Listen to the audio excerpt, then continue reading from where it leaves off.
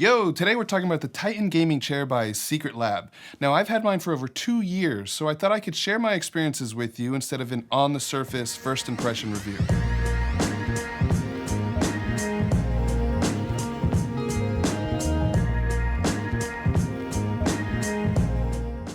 If you're new to the channel, my name is Franco and I work as a physical therapy tech in the Army. Now, I spend my entire day working with people with different types of pain to include back pain, so I'm all too familiar with the consequences of not taking care of your back. Before I go into that, I want to back up and address something that really bugs me about gaming chairs. There is no such thing as a gaming chair. Sure, there are chairs, and we may call them gaming chairs, but the act of gaming does not require something special in a chair.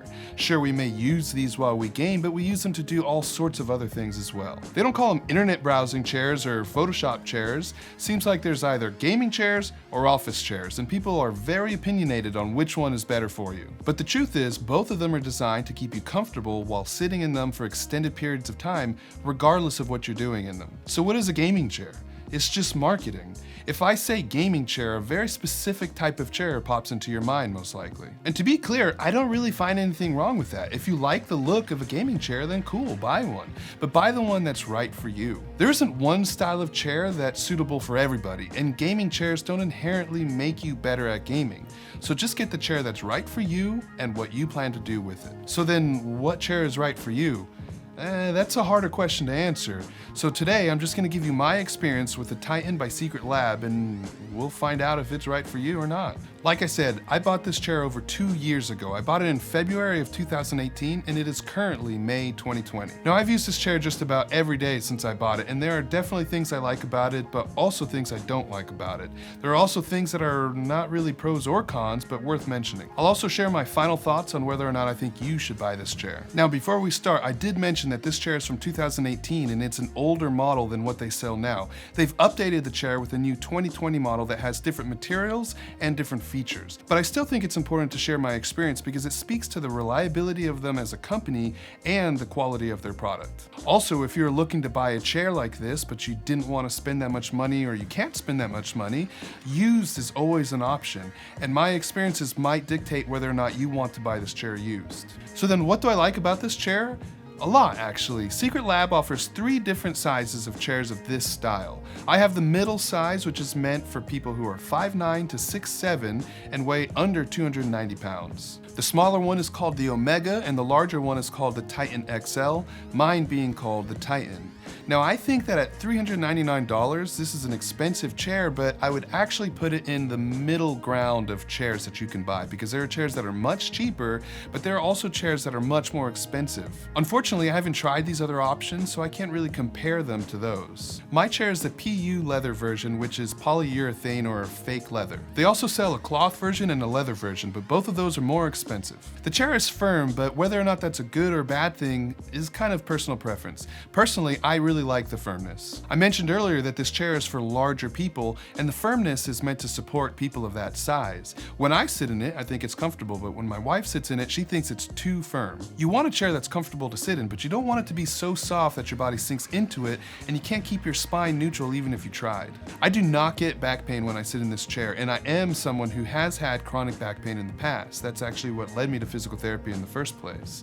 Now, this is my first and only computer chair, and I can't really compare it to others and tell you whether or not it makes my back feel better than those, but I can say that with this chair, I have not experienced any back pain while sitting in it for extended periods of time since I got it. One of the things I love about this chair is how adjustable it is. It has all the normal adjustments that you'd expect from a chair of this price point, such as going up and down. You can tilt it and you can lock that tilt. The backrest can actually recline all the way back, so you're pretty much laying down in the chair as well. The levers that you use to make these adjustments are made of plastic, but I've never felt like they were low quality or that they would break easily. The armrests are also fully adjustable in 4 different directions. You can bring them up and down, forward and back, left and right, and you can also move them diagonally. This is really helpful when you're trying to position them just perfectly with your desk so that your arms are fully supported while you're playing games or doing whatever else you're doing. On my model, the armrest controls are actually made out of plastic, but on the newer version, I saw that they were made out of all metal. Remember when I said that the term gaming chair has become more of a style of chair rather than a chair itself? Well, to be honest, I'm not a huge fan of flashy colored crazy logo gaming chairs. And one of the things that really drew me to this chair initially was how sleek the style was. It's got the shape of a gaming chair, but it's mostly all black with some red stitching and some logos, which I'll address later. Overall, it's a very sleek looking chair and it looks professional. The build quality of this chair is fantastic, and in the time that I've owned it, nothing on it has broken.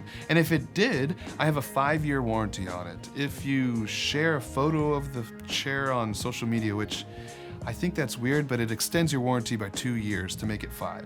Most of the core pieces of the chair are made out of metal, and the bits that are made out of plastic don't feel like they would break easily. It even survived the trip when I moved back to the United States from Germany. The lumbar support in this chair is built into the chair, which I really prefer to the usual gaming chair style of having a pillow in that position.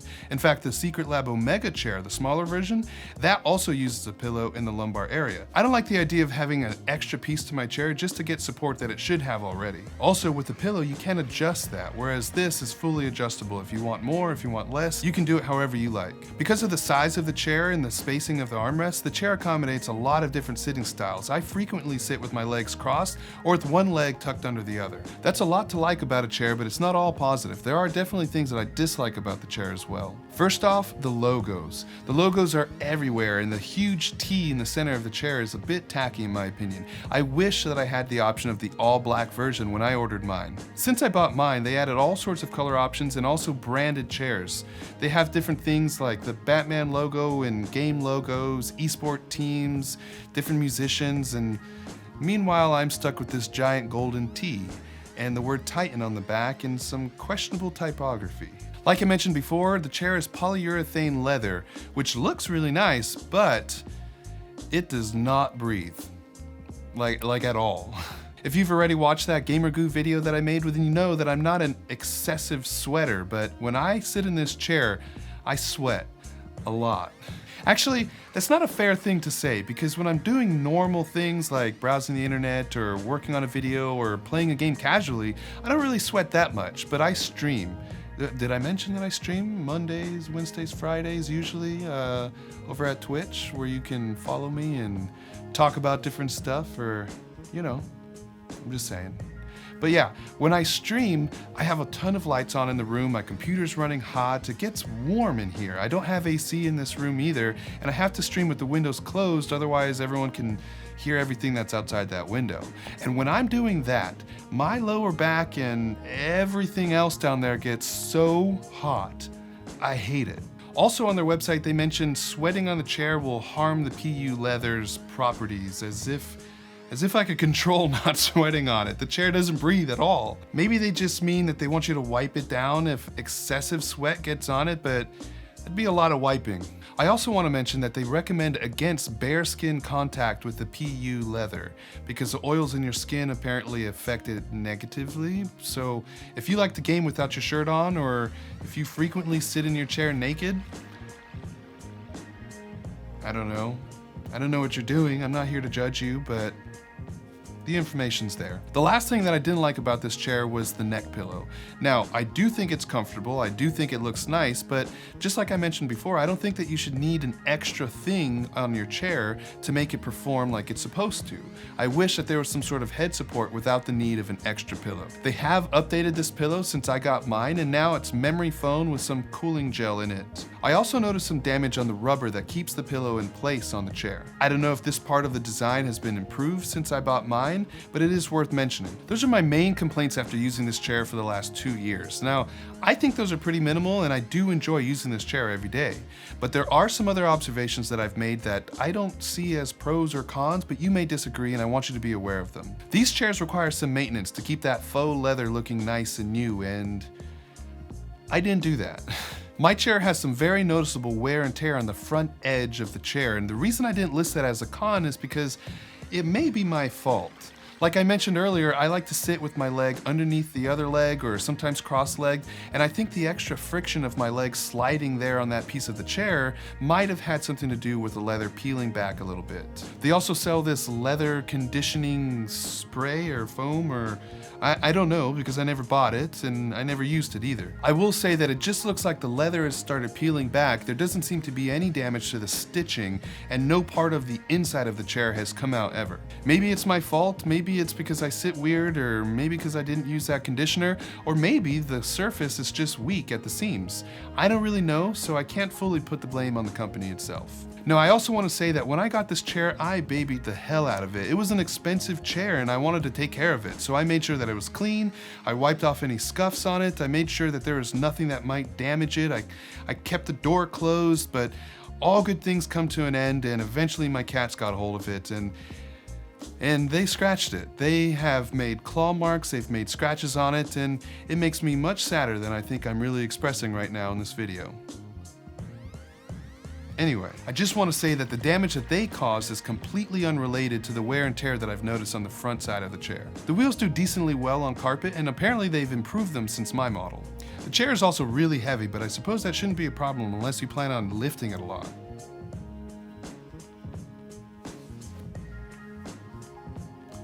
Workouts using heavy gamer chair.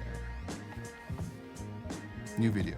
They also have periodic sales, so if you're looking to buy a new one and this is just a little out of your price range, well then wait for one of their sales to pop up. So, do I recommend the Titan Gaming Chair by SecretLab? Yes.